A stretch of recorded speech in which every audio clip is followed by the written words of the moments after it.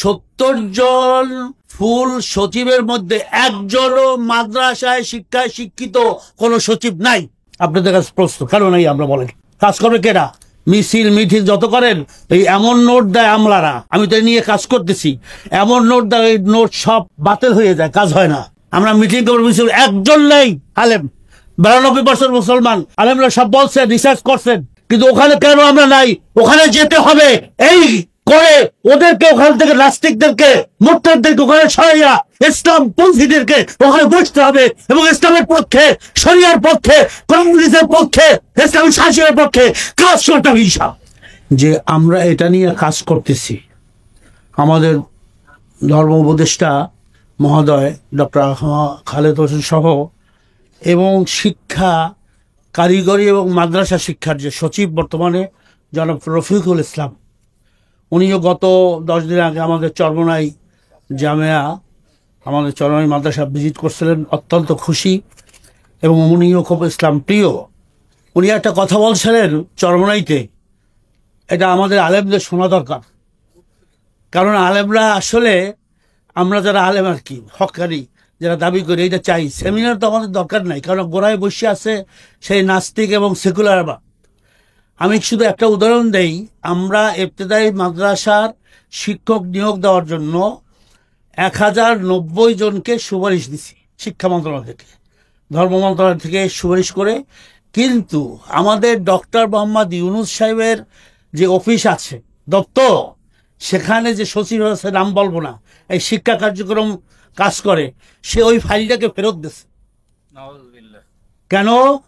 এই যে সচিব মহোদয়, যে কারিগরি মাদ্রাসা শিক্ষার সচিব মহোদয় রফিকুল ইসলাম, উনি চরমানিতে বলছিলেন যে বর্তমানে ফুল সচিব বাংলাদেশে আছে 70 জন।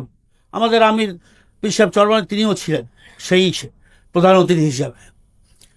70 জন ফুল সচিবের মধ্যে একজনও মাদ্রাসায় শিক্ষায় শিক্ষিত কোন সচিব নাই।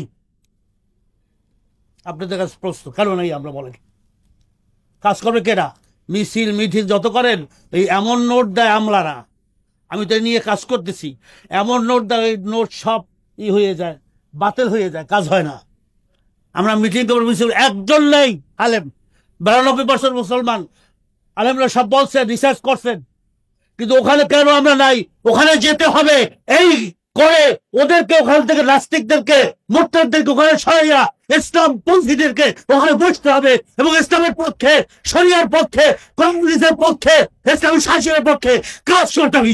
পরের আশায় চরে যাইয়া লাভ নাই, আমার আব্বাজান রহমতুল্লাহ বলতেন। আম ফল খাইবেন আর মাদার গাছ লাগাইবেন, মাদার গাছ লাগাই আম ফল খাইতে পারবেন না? মিছিল মিটিং সব করতে পারবো, কিন্তু গোড়ায় বসে রয়েছে ওই শয়তান।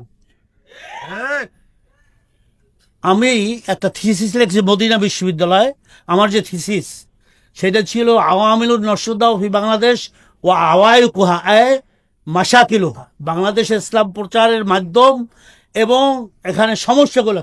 থিসিস ছিল প্রায় 700 পৃষ্ঠা আমি লিখছি। সেখানে এই যে সমস্যার মধ্যে 1 নম্বরে ছিল গোজোয়ায়ে ফিকরি, ব্রেনের যুদ্ধ। এখানে যখন দেখতেছে সম্মুখ যুদ্ধে মুসলমানদের সাথে এই নাস্তিকরা কাফেররা পারতেছে না, পশ্চিমারা যারা ইসলাম বিদ্বেষী, তখন তারা শুরু করলো মুস্তাশফায়াত, ইউগনি মুস্তাশফায়াত হসপিটাল করতেছে। কেন? ওই যে মুসলমানের সন্তান যখন জন্মগ্রহণ করে সাথে সাথে ডাইনে বামে আজান দেয় না? কি কথা বলেন না কেন আলেমরা? ওই যে তাদের হসপিটালে যারা জন্মগ্রহণ করবে সেখানে আজান দিতে পারবে না। গোজোয়ায়ে ফিকরি বুদ্ধি মাথা দিয়ে করতেছে। তৃতীয়ত তারা প্রতিষ্ঠান, শিক্ষা প্রতিষ্ঠান করতেছে প্রচুর। আমরা Udayan school, high school, college আছে, এটা আপনারা জানেন, সেখানে কোনো ধর্মীয় শিক্ষা, ইসলামী শিক্ষা থাকতে পারবে না। আমরা কি সব গ্রাহ্য হইতেছে। এই জন্য এখন থেকে আমি মনে করি যে আলেমদেরকে সজাগ হয়ে ওই জায়গাগুলো দখল করতে হইবে। মসজিদ মাদ্রাসা তো আসি, এখানে প্রচুর আমরা আসি, সব জায়গায় আছি, কিন্তু আসল গোড়ার দেশ যারা চালায় সেখানে কিন্তু আমরা নাই। এই জন্য আমাদের এই কাজগুলো ওখানে যাইতেই হবে, ওখানে আমাদের সব জায়গা। কেননা আপনার আব্বাজান রহমতুল্লাহ লেগে একজন জিজ্ঞাসা করেন সাংবাদিক, হুজুর এখন যদি আপনাদেরকে ক্ষমতা দেয় আপনারা চালাইতে পারবেন? চালানোর লোক কোথায়? কারা চালাবে? সেই সচিব আপনার জয়েন্ট সেক্রেটারি অতিরিক্ত সচিব থেকে সব দেশ আপনারা চালায়, এই উপদেষ্টা মন্ত্রীরা চালায় না। আজকাল ডক্টর ইউনূস তো অসহায়, তার আশপাশে যারা আছে সবই তো আপনার নাস্তিক এবং সেকুলারিজম এবং বিভিন্ন পশ্চিমা চাপ আছে। এই শিক্ষার ব্যাপারে টাকা দিতে আছে পশ্চিমারা, এই যে গান শিক্ষার শিক্ষক আপনারা জানেন কিনা, সব পশ্চিমারা টাকা দিতে আছে এবং ইসলামী শিক্ষাকে উঠাইয়ে দেওয়ার জন্য তারা কাজ করতেছে। এই যে আপনার সমকামিতা যেটাকে বলে গে, আমি তো নিউ ইয়র্কে দেখছি একটা এলাকায় আছে পুরুষে গে একটা আলাদা, আবার মেয়েদের জন্য আলাদা।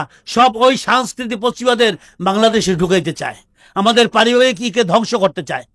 এই জন্য ইসলামী শিক্ষা ছাড়া, ধর্মীয় শিক্ষা ছাড়া, কেননা আপনার এক দার্শনিক, ইংলিশ দার্শনিক বলছিল money is lost, nothing is lost, health is lost, something is lost, but character is lost, everything is lost.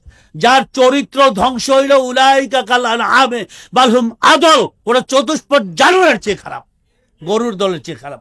তো এখন সময় নাই, এই সরকার আছে, তাকে চাপ দিয়েও যেভাবে হোক এই বাধ্যতামূলক আমাদের ধর্মীয় শিক্ষক নিয়োগ দিতে হবে প্রত্যেকটা ফিলিপিনো স্কুলে, এটার কোনো বিকল্প নাই। এবং আমাদের কওমি সনদকে ওখানে আলোচনা হয়েছে, সেটাও আপনাকে জানাই দেই যে যেটা হাইয়াতুল উলিয়া, সেখানে তাদেরকে মাস্টার্সের মান দেওয়া হয়েছে শুধু আরবি ডিপার্টমেন্ট এবং ইসলামিক স্টাডি ডিপার্টমেন্টে, কিন্তু অন্য মাদ্রাসা যে সার্টিফিকেটগুলো দাওরার আছে সেখানে দেওয়া হয়েছে মাত্র 8%, কেননা কোনো কিছু এখানে নাই। আপনি দেখছেন আমরা 350 ধর্ম মন্ত্রণালয় থেকে দিছি, বিজ্ঞপ্তি দিচ্ছি নিয়োগের, সেখানে এইটা নিয়ে অনেক তর্ক বিতর্ক। প্রথম বিজ্ঞপ্তি আমরা বাদ দিয়ে দিছি, পরেরটা আবার দিছি, আলোচনা করে ধর্ম বলছে মাহবুজ ভাই, অন্য যারা আলেম ওলামা, বেফাক এবং সবাইকে নিয়ে আমরা বসলাম উপদেষ্টার বাসায়, সেখানে এটা বিস্তারিত আলোচনা করছি। কিন্তু আমাদেরকে সেই যোগ্যতা নিয়ে না আসলে তো আমরা দেশ চালাইতে পারবো না। এই জন্য আসুন আমরা সেই গোড়ায় যাই, গোড়ায় যে আমরা ইসলামী শিক্ষাকে আমরাই করব। যারা আশপাশে আমাদের প্রধান উপদেষ্টা আছে তারা কিন্তু একেবারে এই নাস্তিক, ইসলাম বিরোধী, ইসলাম বিদ্বেষী, তারা পশ্চিমাদের টাকায় চলে, তাদেরকে ধ্বংস করে দিচ্ছে চরিত্র। এই জন্য এই নাচ গান, আজকের একটা উদাহরণ দিয়ে আমি শেষ করব। আপনি দেখেন যে নাচ গানের দেশে আপনার যেগুলা পড়ানো হয়, সেখানে পঞ্চম শ্রেণীতে, ষষ্ঠ শ্রেণীতে কি পড়ানো হয় দেখেন, নাচ গান। আজি ভালো করিয়া বাজাওরে দোতারা, আজি ভালো করিয়া বাজাওরে দোতারা, সুন্দরী কমলা নাচে, এই শিক্ষা দেয়। আর কি আজ ভালো করিয়া বাজানের ডাকুয়া, সুন্দরী কমলা নাচে। তাহলে এইটা হচ্ছে শিক্ষা, এইটা শিক্ষা। এবার আরো আপনারা জানেন আমেরিকা, ইউরোপে পঞ্চম শ্রেণীতে, ষষ্ঠম শ্রেণীতে সেক্সের উপরে প্র্যাকটিক্যাল পড়ানো হয়, জানেন? এইগুলো এখানে দিতে আছে, নাচের কমলাইয়ে শিক্ষা দিতে আছে।